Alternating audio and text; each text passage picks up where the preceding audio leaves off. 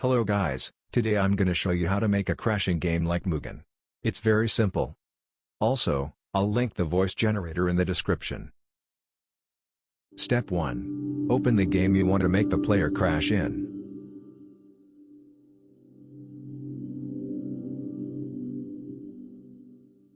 Step 2. Insert a script in the workspace and type while true do, then press enter.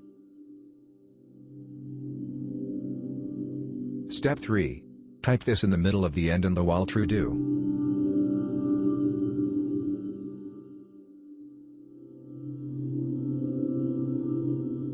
Step 4. Do whatever you want with it since you know how to make a crashing script. For example, you can use it to crash players when they reset or die.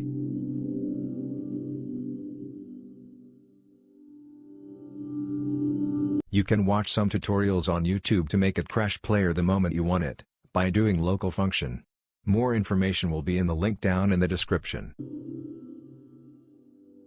Now you know how to crash a player in Roblox. Congratulations.